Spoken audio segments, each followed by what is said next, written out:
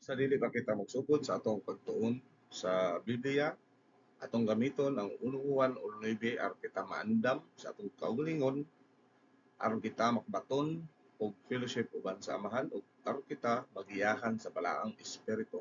Tungod kay ang 1 o 9 na gayon sa pinulungan nga English, if we confess our sins, He is faithful and righteous to forgive us our sins and to cleanse us from all unrighteousness.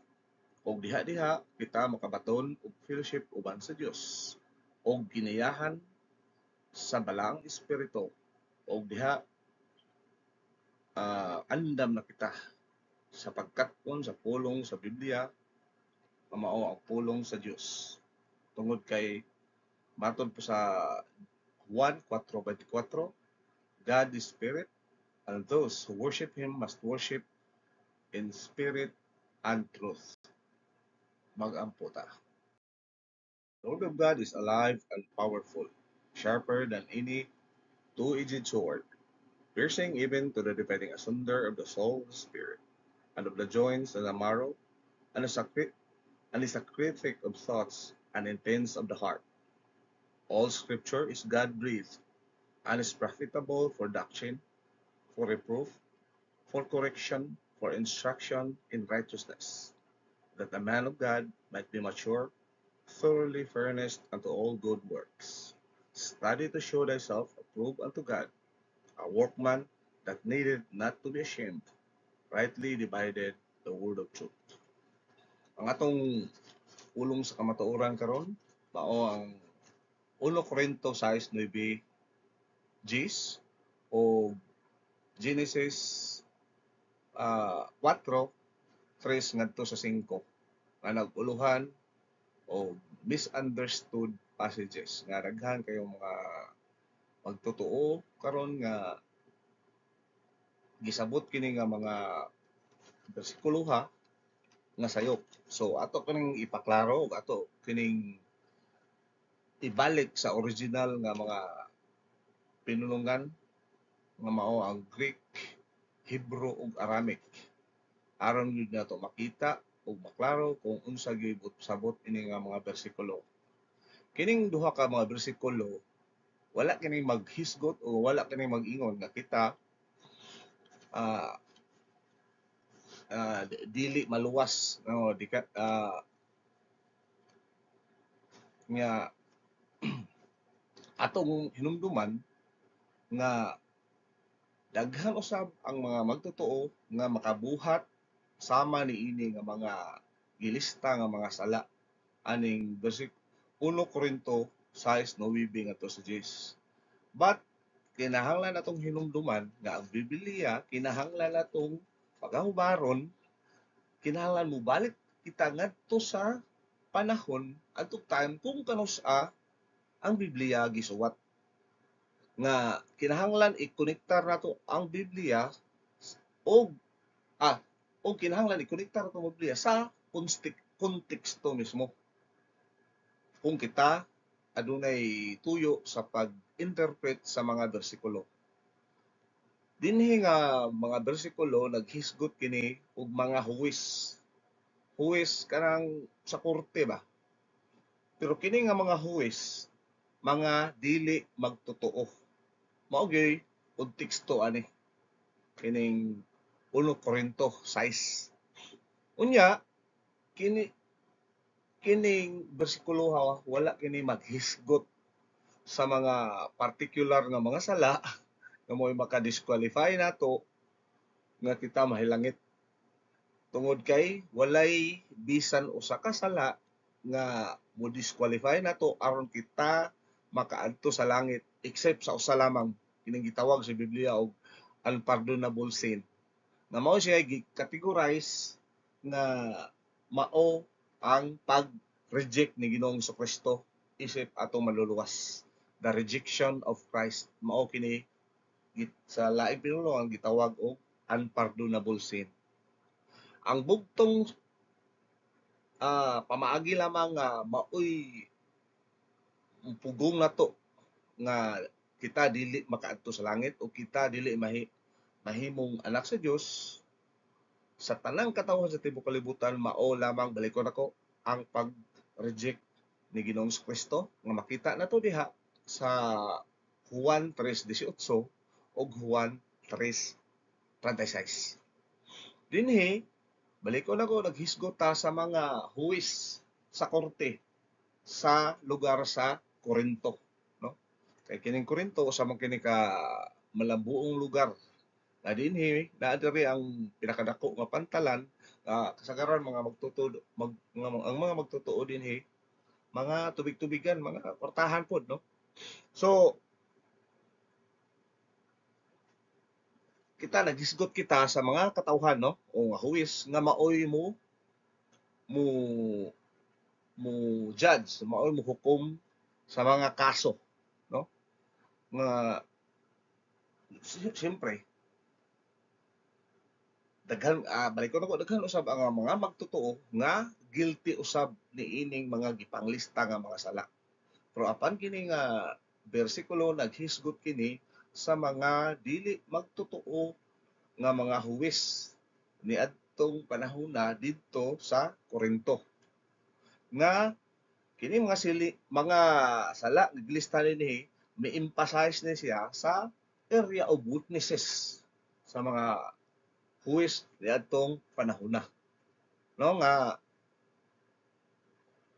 mao ni giingon nga ang ang kung ikaw sa ka magtotoo unya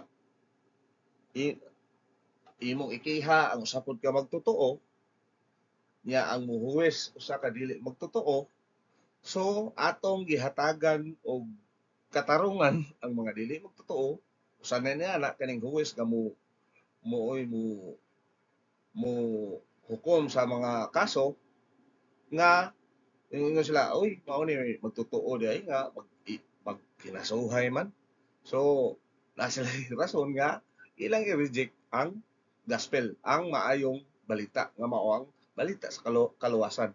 Og ma naa po sila rason nga oy ngano mang moadto mo ko anang simbahana nga mao ni magsigi kiha-kiha ra man di ay mag-away-away.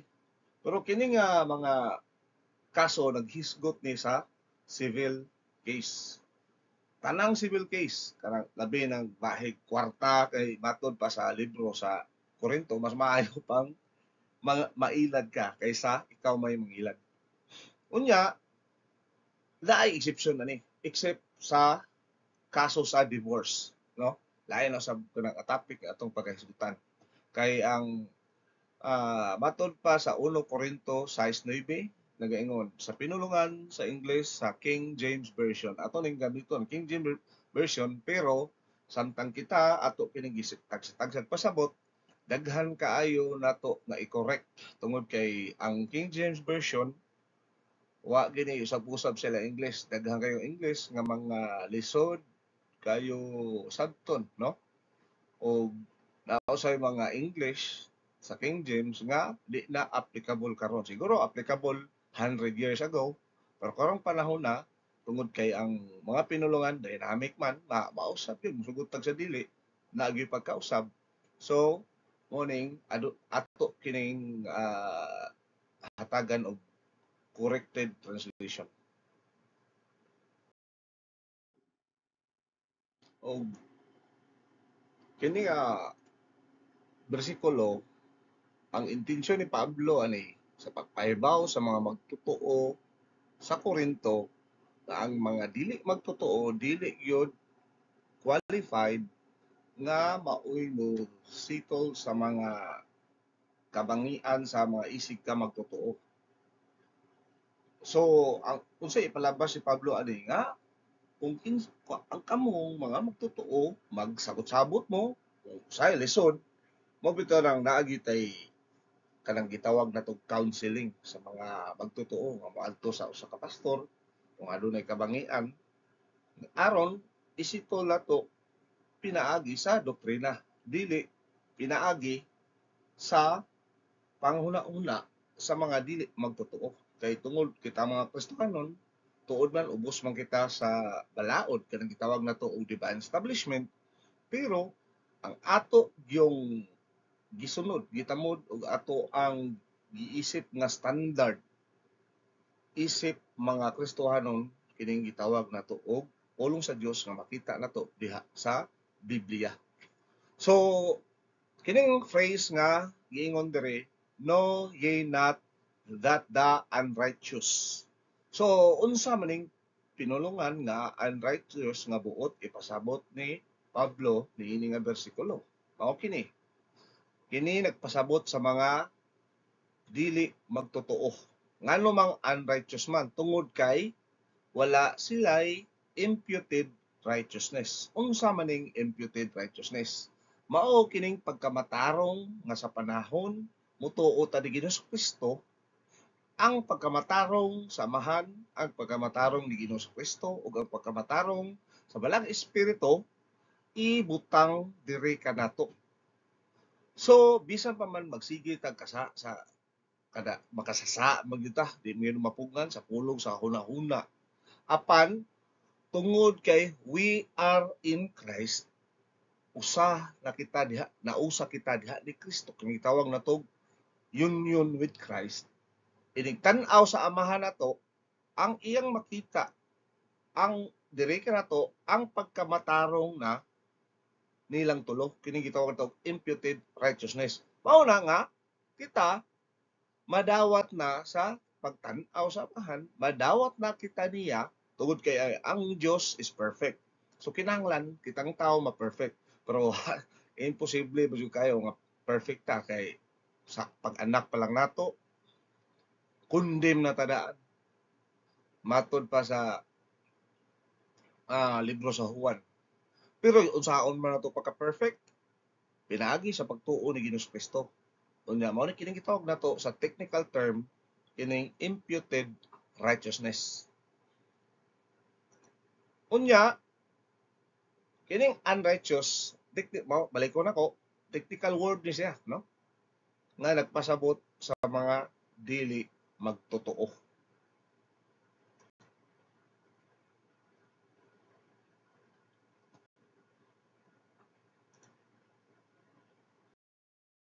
So ang phrase nga shall not inherit the kingdom of God. So nagpasabot kini nga unang-una dili mahilangit tungod sa rejection of the Lord Jesus Christ.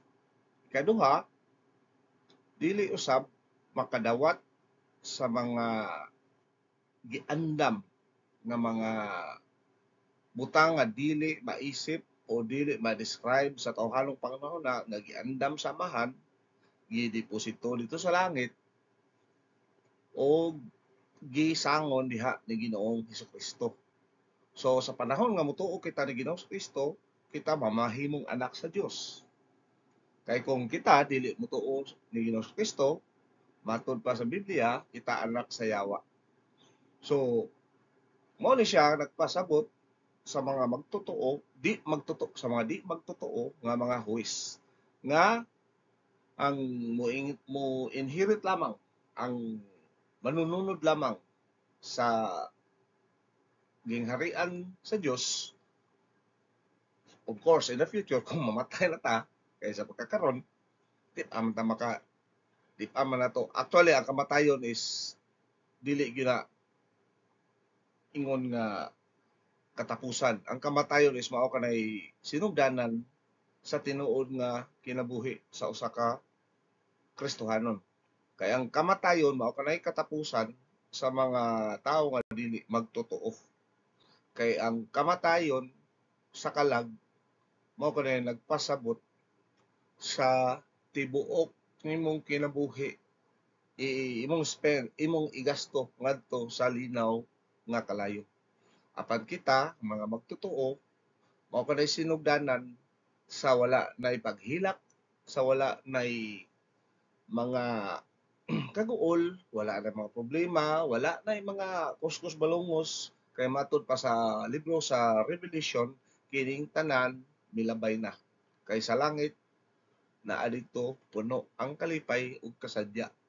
So, mao na kita mga Kristohanon, dili kita angay hadlok sa kamatayon kay kana nagpasabot nga kita moatubang o muuban ni Ginoong Kristo face to face with the Lord Jesus Christ. O adto na kita sa dapit nga walay paghilak, nga walay nay kaguol o wala na tanan. So mao ni siya ang di magtotoo, dili gayud makaangkon sa gingharian sa langit. So be not deceived. Human ini nga phrase, musunod ini ang mga listahan sa mga huwis according to their sins dito sa mga huwis sa Korinto. Kini mga huwis sa wala nganli sa ilahang tagsa-tagsa ka pangalan. Apan ginganlan sila pinaagi sa mga lista sa mga sala nga nagpanghitabo dito sa Korinto. Kini mga lista sa mga sala mura gamay ra kini kung ilista tanang salaan ay di maigo ang usa ka page. Pero kini mao ni mga sala gyud nga rampant sa panahon sa mga dito sa Korinto sa panahon sa mga magtotoo dito nga adunay simbahan dito dato ang mga membro og tuod man aduna usay mga kapingkilan nga mga paghitabo og si Pablo misuwat niini aron pahimangnuan gid sila nga murag mingos Pablo ani mao ni klase sa mga tawo nga mohuwes ninyo mao ni so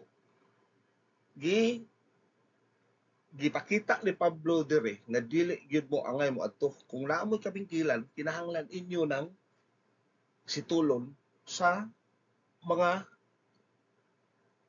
pinagis doktrina kung kamura isig ka magtotoo mao ray magsabot-sabot ani o naamo mo mga elders or mga katong mga pastor kanang magpatambag mo pero kung adunay mga criminal case of course lain na kinahanglan mo adto jud sa korte for example murder rape kinahanglan itaral gyud na nimo sa hukumanan tungod kay kana violation naman na sa imong katungod imuhang privacy no pero kini balikon ako naghisgot kini sa mga kaso nga mga nag-involve og civil nga claim og kwarta mga ginagmay lang nga kining mga salaan ni nga gipanglista mao ni kini gitawag nato og area of weaknesses kay matag usa ka nato aduna gitay kahinayon nay usa ka tawo ang iyang kahinayon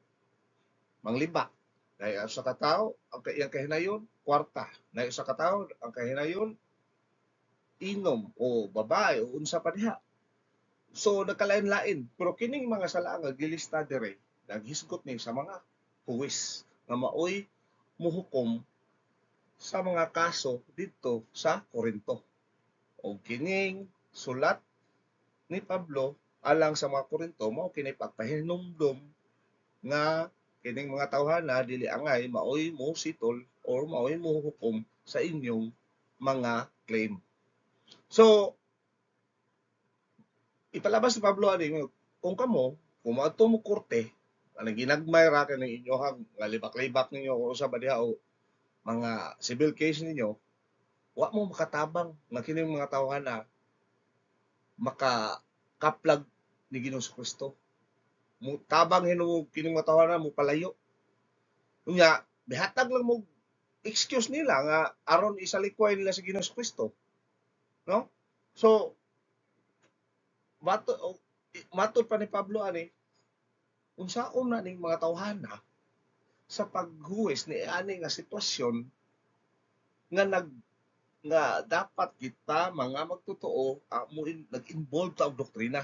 Pero kini mga tawhana wa may mga doktrina. Unang-una kini mga tawhana mga dili magtotoo. Ug kini mga tawhana nanginahanglan kini ni Ginoong Kristo.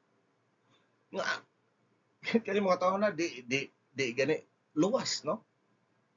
Nya balikon nako kini siya mga sala mao kini mga gitawag na to area of weaknesses within sa mga huwis niadtong panahon na dito sa Korinto. So una nga sa listahan kining gitawag na to nether fornicators. So unsa may but pasabot ani? So kining fornicator usa kini ka technical word nga nagpasabot og adultery, no? Nga adultery nga nabuhat nga kana simple kay kasagaran dito mo sa Korinto, kasagaran mga magtotoo, di magtotoo dito. Dito sa ibabaw sa bukid ay gitawag og Temple of Aphrodite.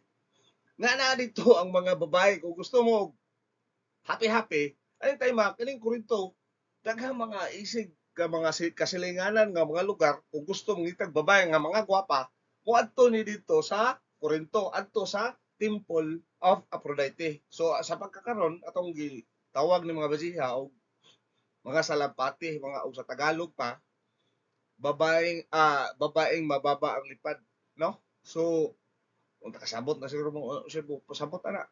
So kining fornicator adulterous ni siya nga tao, meaning to say, minyo, nga nakabuhat o kalapasan sa sa salag sa kaminyo no na kuan. So kining mga tawhan na wala ni moadto sa wala ni mag-involve ngadto sa templo, no? Sa kining gitawag na to og hidden temples in the name of religion.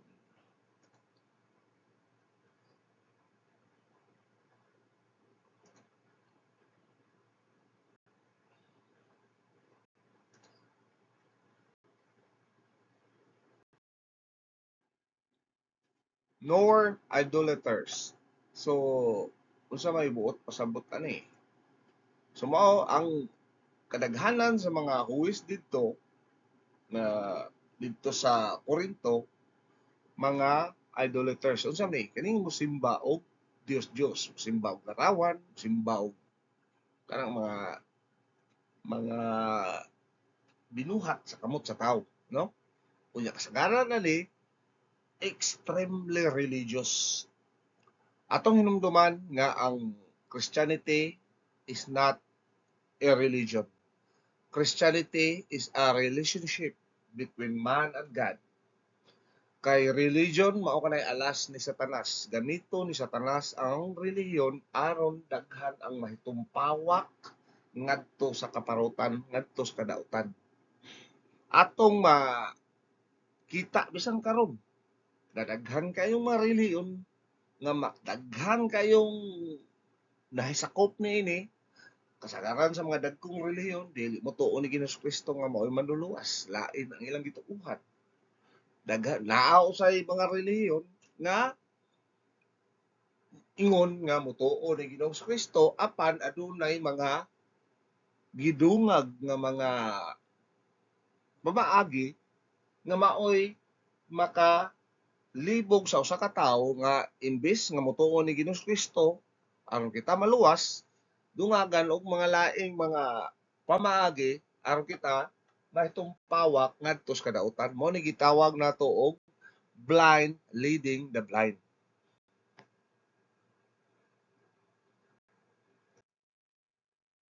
Nor adulterers. So may buot pasabot ani. So mao ni siya nagpasabot nga refers to illicit sex or relationship outside of the hidden temples.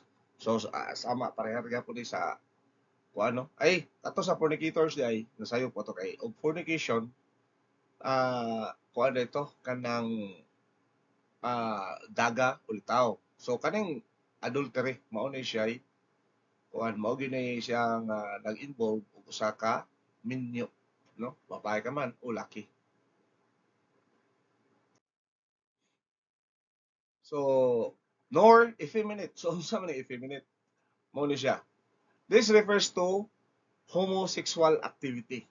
So nag-involve daghan po mga huwis dito nga mga bayot, no? Dahil mga bayot nga dili nimo ilhan nga bayot, no? Napo mga bayot nga murag laki tanahon pero iniglihok murag kuan ba kanay effeminate ba murag ma ilhan yun nimo. So unsa man ning effeminate day? Ano? This refers to a male catamite. So kung mangutana mo kung sa'y catamite, tanawa lang din sa dictionary. Makibaw mo nga unsa ni siya, kinsa ni siya. Nor abusers of themselves with mankind.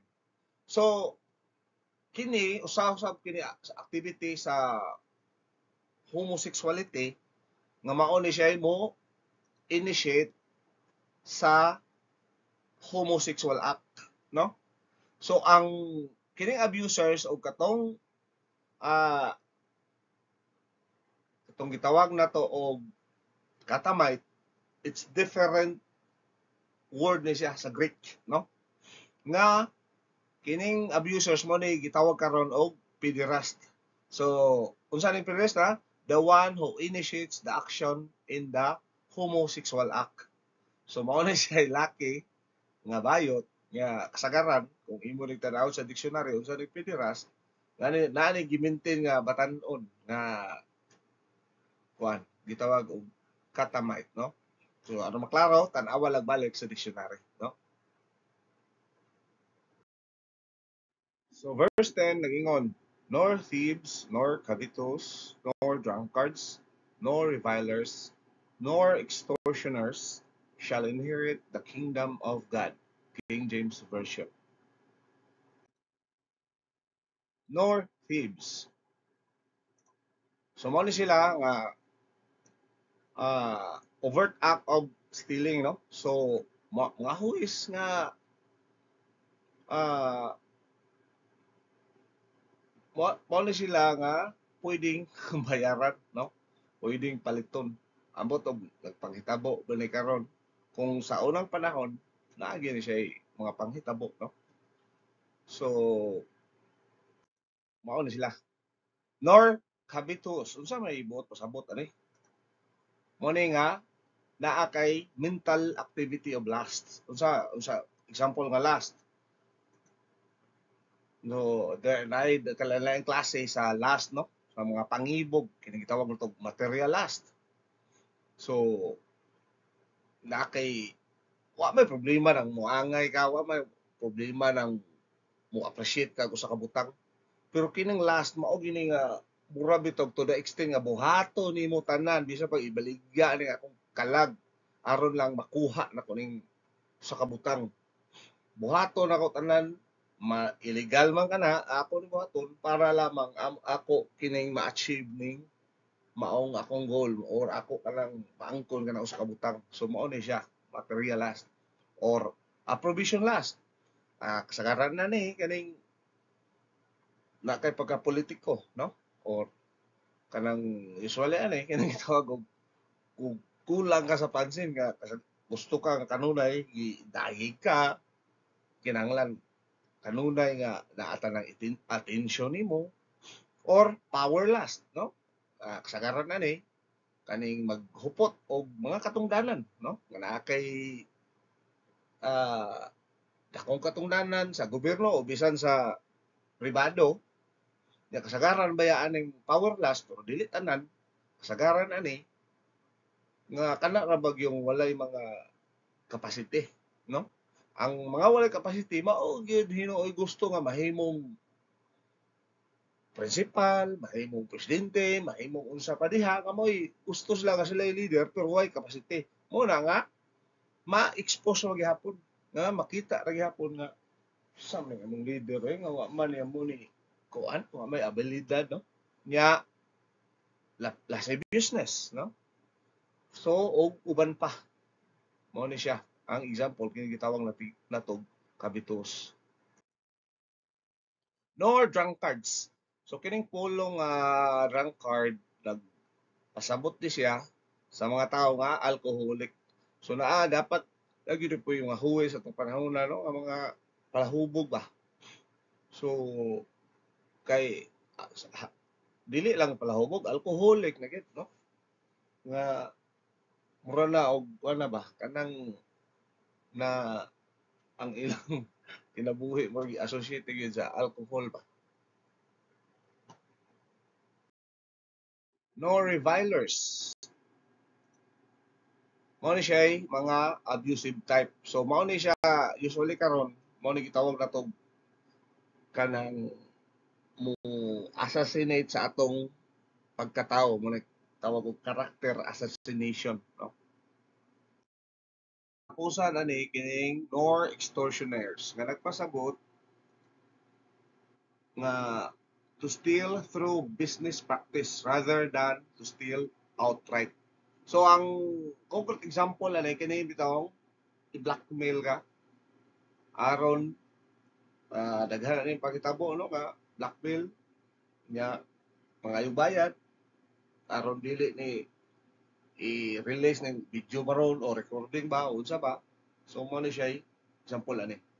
So ano siya lang tataman ug atong tiwason ang atong katunga sa ato ang parang hisgot katong Genesis chapter 4, 3, 4, 5 sa sunod na tong video. Kini part 1. So manghinaot ko nga inyong atangan ang part 2. Okay, daghang salamat.